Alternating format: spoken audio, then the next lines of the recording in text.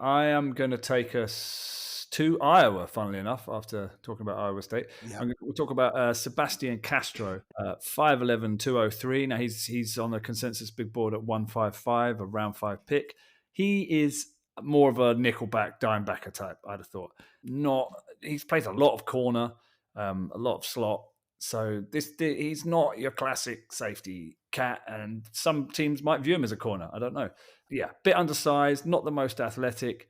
And again, the best thing about watching him was seeing Yaya Black showing up making plays in the run in front of him, which I just cannot get past. Just Yaya Black has to be a Steeler. There's something wrong with the universe if that doesn't happen. They met with him, so hopefully that is going to happen. Back to Sebastian Castro.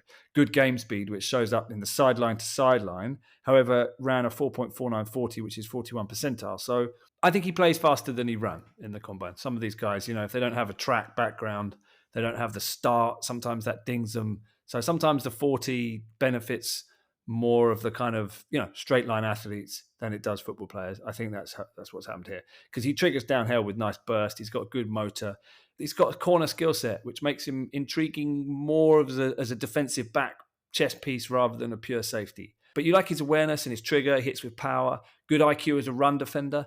But where his eval for me started to fall off, and again, it's my sort of thing about liking people that play the run. I didn't like his tackling or his ability to shed blocks. I thought he struggled. Did he tackle? Well, could he tackle?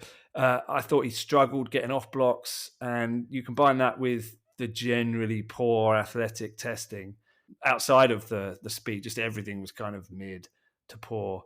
So I think he will be a useful piece in a Fangio-style defense that employs a lot of dudes in the secondary. You can see him using that quick downhill trigger and playing that sort of being like the third or fourth corner / third safety out there when they're flooding the defensive shell. And in that kind of system, this guy's going to, a defensive coach, GM's going to want him. I think you don't want him deep. You don't want him setting an edge. So I think he's a role player, and I think other teams will value him higher than the Steelers will be. So for me, for the Steelers, he's a falling target. Other teams, other systems, they'll like him more. But for me, for the Steelers, he's a -1. What did you think? I think he's at value. I mean, he's been out at Iowa for 6 years. He's been redshirted for 2019. So essentially he played 5 years. He's got 27 starts. 29 starts. He played in college. In school, he played two sides of the ball. He plays as a quarterback and as a defensive back.